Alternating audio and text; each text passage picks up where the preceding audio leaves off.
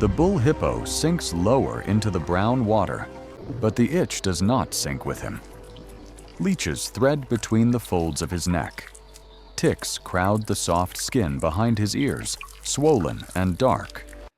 Flies needle the open wounds along his back, where his own kind have gored him in the last territorial clash. The African sun presses down, and even 4 tons of muscle and fat cannot outrun it. He has tried everything.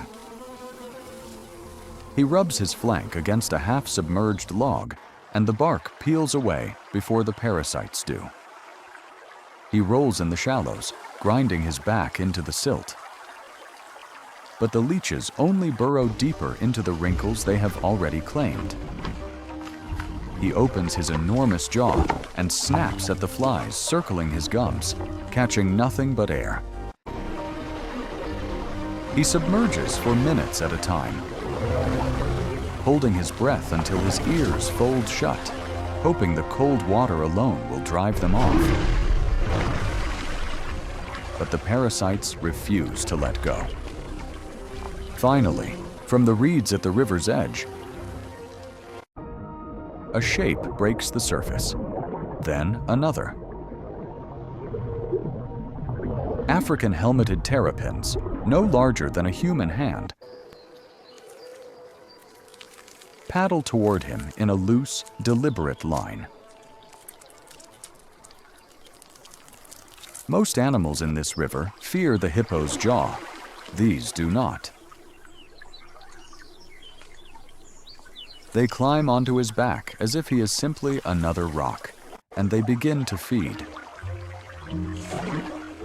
Not on him, but on everything that has been feeding on him. The terrapins spread across his hide like a living carpet.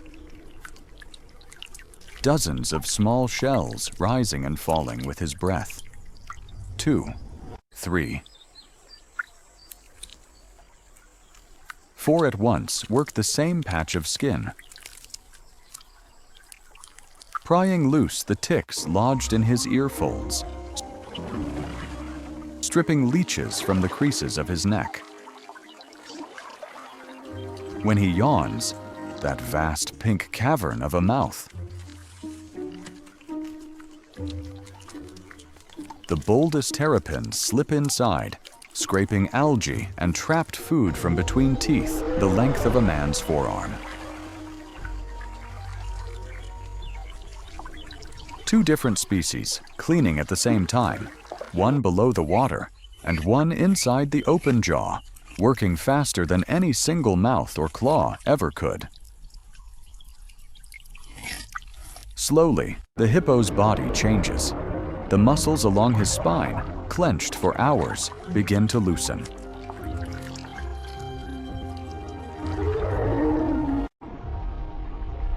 He stops grinding against the log. His small ears, which had been flicking constantly, go still. His eyes, small and wary above the waterline, sink to half-closed.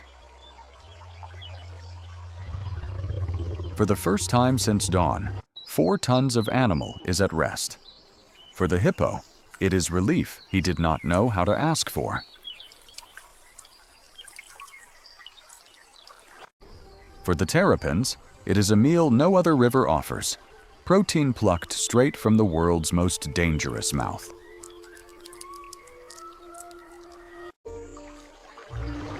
For the river itself, it is balance. One more thread in a web where nothing survives entirely alone.